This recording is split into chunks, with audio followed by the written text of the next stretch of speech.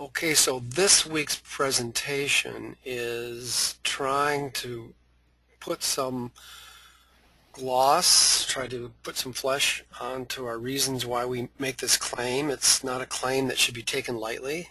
We think that we've got the data. It's important. It's an important number for a lot of reasons. And so we talked about this larger issue last week, the National Technology Transfer Advancement Act, and our attendees were able to call in or see this available at our channel here. And our objective here is that every week we like to stand back and kind of look at a week's worth of work. What does a week's worth of work look like? Well, this is an example. Every day we try to put up a standard that's up and open for comment. So we have opportunities to put new ideas in front of the Standards Development Committee. So in this case, we have 101 that's going to be revised, and we want to make sure that 101 in the ICC and NFPA 1, there's I'm not going to say a competitor code, but there's a similar code. So in any case, this is an example of an opportunity that we'd like to take to put a new idea in front of these committees, and that in this case harmonizing the IFC and the NFPA 1. We have another one here. It was from yesterday on wastewater engineering. I try to explain why it's important. Here's another standard that is up for, let's see, it looks like there's a little bit of overrun here. So we'll have to get that fixed. Then we have OSHA, of course, as developing its own standards, ASHRAE. So as you can see, we're dealing with specific technical issues every day, but once a week we try to say, okay, have we had a good week? Of course we had a good week. And let's stand back and see what the bigger picture looks like to us. So that's what we try to do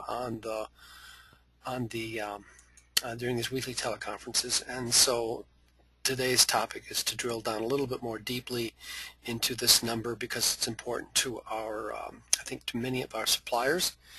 And I will use part of a Prezi that Ted Widener and Rich Robin have used in the past at previous conferences.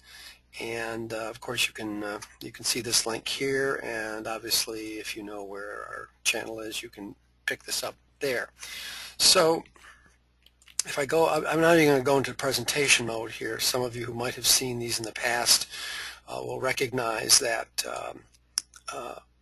our objective here is to try to add 1 or 2% of what I call opportunities, value add opportunities, using the standards process and how it manages the delivery of services and the construction and installation of products. And this is happening with a fair amount of ferocity. I like to say we're in the era of streaming regulation, and so our objective is to try to manage this. This is essentially the University of Michigan budget. We like to think that we are adding value opportunities to the entire industry equivalent to an entire year of the University of Michigan's annual expenditure. So this presentation was often given with clickers because standards and finances can be rather dry. So we asked a few questions here, and these are not questions that everybody knows. But what is the U.S. gross domestic product for 2012? This is actually the presentation for 2013, so we had backward-looking data. And there was another related question: is how much does the United States spend on its federal budget? Now remember, gross domestic product and federal budget are different. Federal budget is about 25% of gross domestic product. Some countries it's 50% of gross domestic product. In our case, about 25% of our gross domestic product, and you can actually pick that up over here if you go here and go through these numbers. I know it's a fairly fearsome page, but you'll realize that roughly 25% of federal budget gross domestic product is on federal expenditures. Now,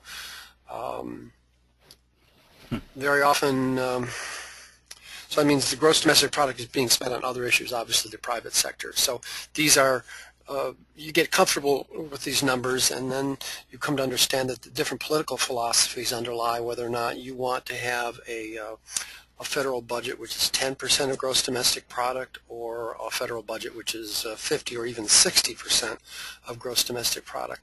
I mention that only because when you look at the comparisons of the United States expenditures on education as compared to others, we're not that bad. We're not the greatest. We're kind of in the middle of the pack, and that's what I try to make the point of right in here. We're about 8%, about 8%.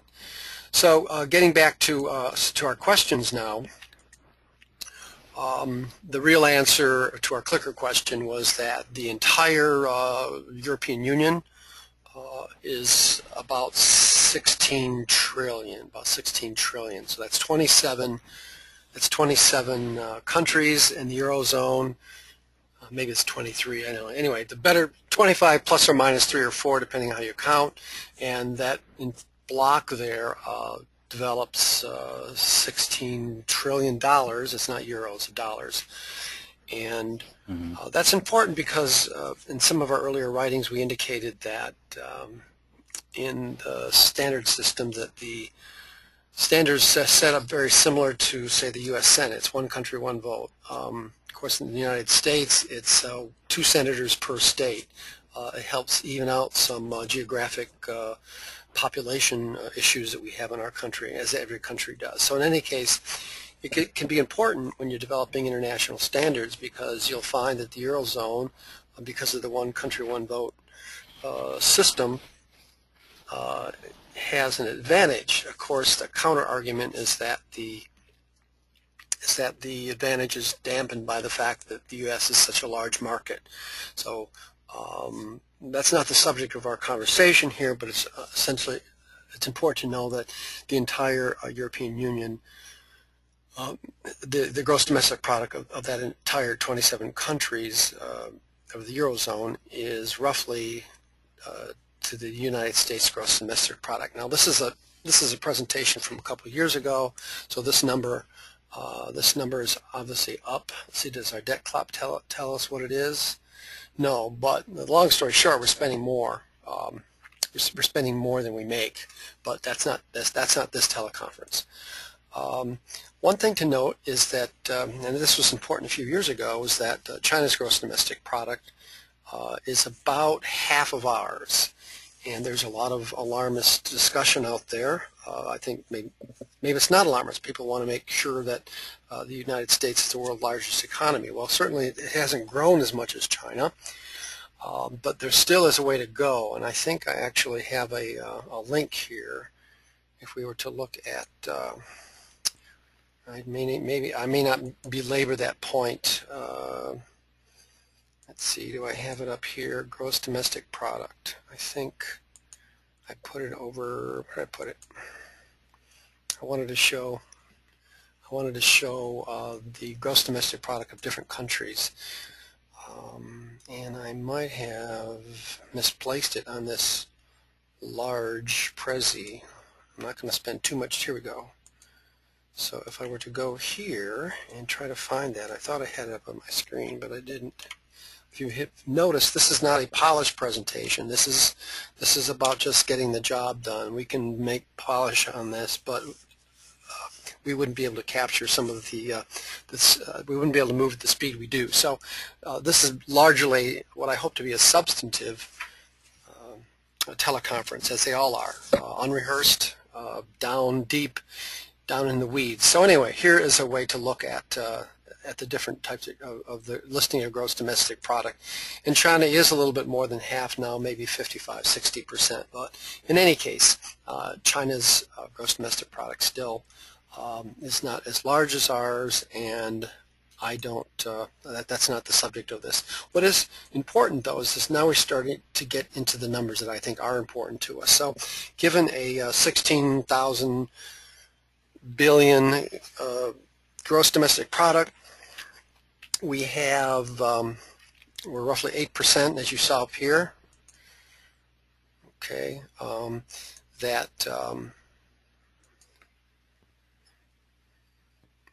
that our total spend on education, that's including teaching and the facilities and all the other auxiliary enterprises that go into this industry, we're spending about 1.2 trillion or 1280 billion.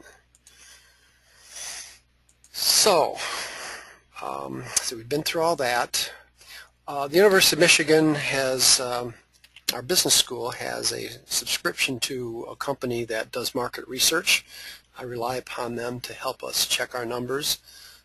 This is a report from 2013, and they use the standard industrial code 61131 to do market research on different types of industries, and as long as the federal government recognizes it, and I think I even alluded to that fact right here. Let's see. This is the North American Industry Classification System, and this is part of the Census Bureau that tries to collect data that informs industries. So industries gain from this, but of course they have to identify themselves. As I also tried to say on this in this blog entry here is that there's no dedicated code for facilities management. Any given enterprise is regarded only as having a supporting role to the primary business mission. Therefore, the only way we're able to break out what we do has to come from a number of sources. So that's what I'm going to capture here. I probably won't have time. In fact, I know I won't have time to go into how all these different data points, 1, 2, 3, 4, 5, 6, 7, 8, 9 different data points. We won't be able to drill down into all of them, but I picked some that tells us that we can be reasonably comfortable that we've estimated the size of our industries, of our spend. So getting back to our Prezi then, we'll go through a few of these. That was 2013. Here is the 2015 update on the just colleges and universities. If we go back to 2013, the total revenue was 445, and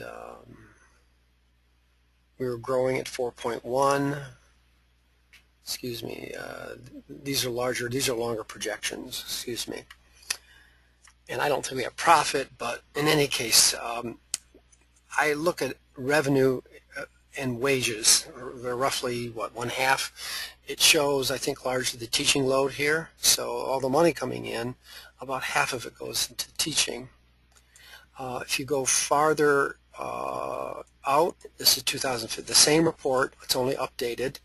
You look at things look a little bit different. I still don't know why they put the profit in there. But in any case, you see a larger revenue. You see wages roughly still half of what the revenue is. And you see it estimating growth of 2.3. What was it last time? So 3.5, 4.1 and 3.5, and the gross rate 2 years later was 1.4 and 2.3. So you're not seeing the entire report, by the way. This is just a summary report. If anyone would like to order the report, I'd be happy to give you some names so you can go to IBIS. These reports are generally 50, maybe no more than 75 pages, and you get some very 37 to 40. Let's say it this way: the better part of 50 pages of very insightful market commentary. So let's go to another part of the education industry, the public schools. It's important to know that public schools, K-12, are a larger part of our national industry spend, and what you'll see here is a growth picture which is not. If this were anything other than public service, it wouldn't look good, but we know there's a demographic. There's likely to be a demographic. Oops, I'm losing my spot here. Sorry, folks. Where are we? Let's go back to public schools again. So here we are, and we're seeing revenue, a third larger than ours, of course. There are roughly, I believe, 200,000 school districts, 200,000 school districts in the United States. And I believe there's about 1,500 colleges and universities, something on that nature, of that order. So when you consider that there's 200,000 school districts, each of those school districts may just have one high school, maybe two high schools, maybe three. Ann Arbor has three. Others only have one, and they're consolidated. The point is that there's a lot of school buildings, and that's what we focus on. There are numbers out there where you deal with square footage. That comes from the National Center for Education Statistics, which is, let's see, I thought I had that up here for everybody. I didn't. That might have to be a different teleconference, but we're still going to come back, hopefully with some comfort level that we've gotten as close as we can that's practical and useful to our $300 billion number. Okay, so that's done. That's public schools. We now have private schools. Obviously, private schools are smaller. It looks like they spend more on their teaching, or at least their wages, than the public schools, and that probably is no surprise to anyone. What other schools? 2014. This is community colleges, and they have a revenue of something closer to what private schools are. And then finally we have for-profit universities, still about half of what private schools and community colleges are. But it's always important to understand about how the for-profit organizations, how they affect the market. I wanted to go back, before I go into these summaries, I'd like to go back up to here and to bring, let's see, do we have it here? I wanted our attendees to look at how this market research company categorizes our structure, and I thought this was interesting. We are a very heavily regulated industry. We may be the most heavily regulated industry, which is one of the reasons why we are keen on dealing and taking advantage of what the Technology Transfer and Advancement Act allows our industry to do in participating in the development of standards. So you can see that barriers to entry, it's very high, very low globalization. I apologize for the resolution on this. This is just a screen capture. But my point generally is that the characteristic of our industry, for those of us who've been in it, and I've been in it for over 30 years, is that it's highly regulated. I will say only moderately resistance to technology change. It strikes me that it's higher than that. We get a lot of government support, so I felt that this is important to understand when we compare our industry to others and its ability to change as required by changes in the economy overall. Okay, so that's what IBIS Reports does for us. It's a great group. I really enjoy the service that we get through our business school on that. So if we summarize this, so back when this presentation was given before, these were all tabulated, and I didn't go into fine art schools. I don't think there was much movement in that one, so I left that piece of data. I just copied that data into here because it didn't really appreciably affect the point I was making, is that if you go back to 2013, all costs after labor were $453 billion, and oops, I keep losing it. And 2 years later, we're up to 473.9, and I think I calculated that as roughly a 6% increase in all cost after labor in the past 2 years, or a 3% increase for the past 2 years. So that's an important number to understand. That's roughly, costs are increasing at twice the growth rate of the U.S. economy. I think we've been in the the 2.5 to, let's say 2%, from 1.5 to 2.5% growth rate for some time. So clearly our costs after labor are growing at a slightly greater clip than the growth of the U.S. economy as a whole. So that's just using some relevant numbers, some market research, and doing some broad brush calculations. Again, it doesn't affect our picture of what our industry spends. So I'd like to spend a little time looking at how some of the trade magazines look at us. And this comes from American School and University, a great publication. We have it around the office. I don't always get it. It's kind of routed around, but it's generally the go-to place for the type of stuff that we generally do, not so much on the healthcare side, but on the education side and education research. So this is their media kit, and this is what they would present to their advertisers. And again, given the type of market that it is, it's important to be able to see where we are and how other organizations would track our what's obviously a cost increase and the character of our industry as reflected in its numbers. So if we look at 2013, we see 242 billion. We start to see 309. Now this is 2014. We see about 313 billion. We're going to talk a little bit about the construction here, by the way.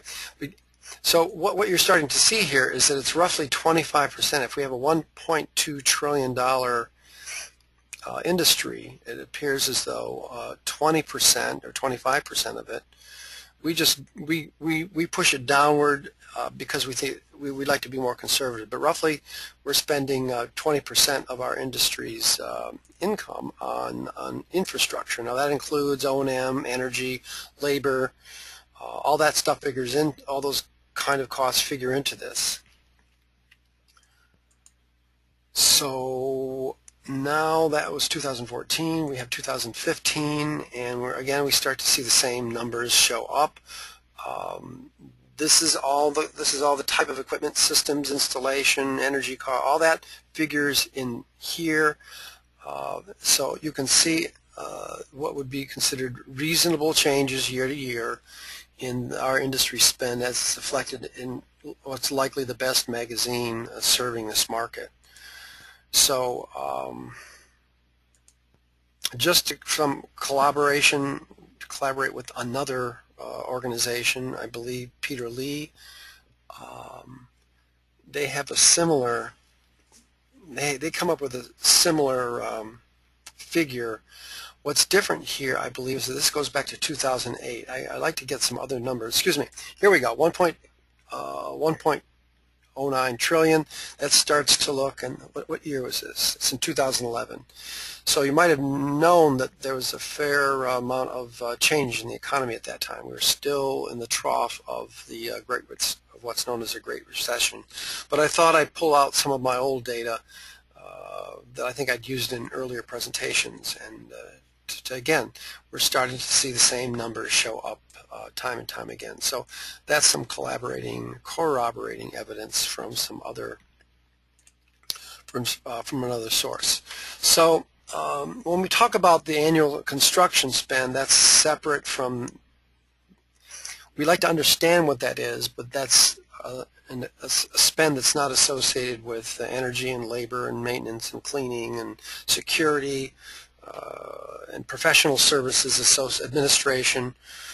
So to get to those numbers, and they're important to know also, we go to the Census Department and we start to see, we try to get in a little closer here, and you'll see that the rates, the federals seem to be concerned with rates, and I find that troublesome myself. But anyway, at the end of the year we will have spent $60.4 billion, and that's what this report released in 2013.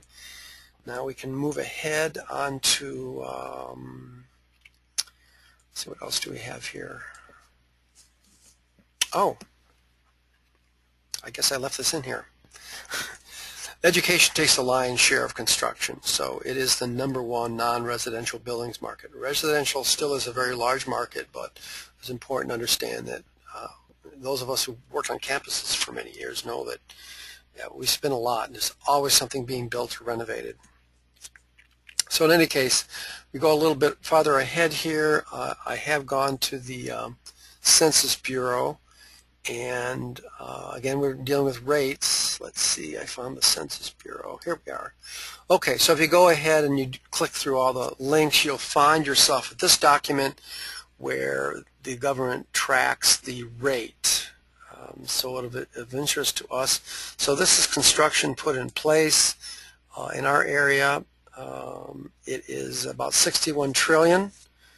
Healthcare is surprisingly much less. I was surprised by that. But education does.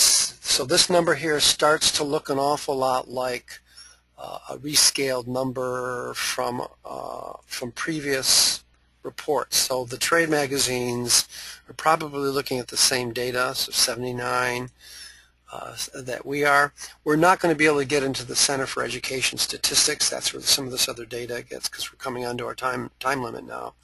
But in any case, I hope these numbers start to when we talk about the 300 billion, that we're not throwing that's not exactly a wild guess. It's coming from a number of different sources. Here I try to rank where our industry would be. You've seen this over here, I believe.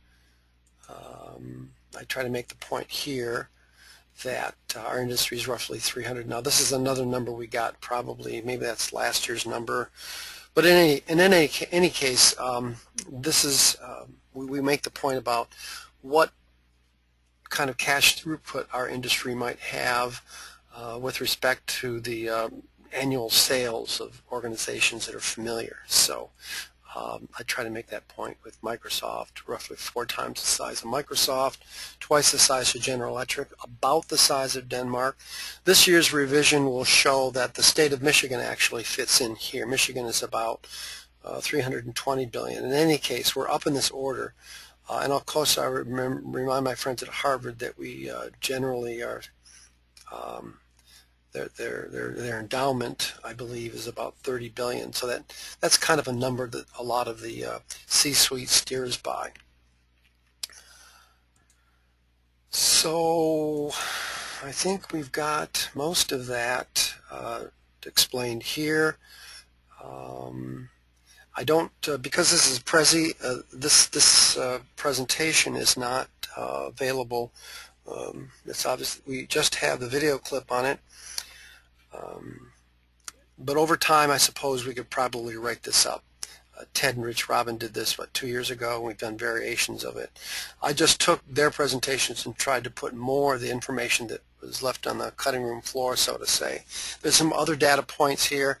This is from the federal government, again, confirming our estimates. It's very, I don't know if anybody else has trouble with these colors, but I just want to let you know we did our due diligence here in trying to understand and corroborate some of our numbers. So that's our story at the moment. Any questions, Andrew? No, sir. Okay. Well, thank you very much for your time. I hope people find this useful. Again, I remind you, these are the unrehearsed moments. We like to give people a bigger picture of what we got. We're rather preoccupied with actually doing what we do, and maybe I suppose we could probably explain. You can always explain more, but we do have to write code and get votes. I'm going to encourage everybody to follow our daily action. Right down here, you can subscribe to our blog. We promise only 1 issue a day, but we'll pick it from the many choices that we have, and we have a lot of good people working on these, people with very valued expertise, and I'm always grateful for any feedback or any emails. So with that, everyone, I hope everyone has a good weekend, and I will see you on the Worldwide Inner Tubes. Take care.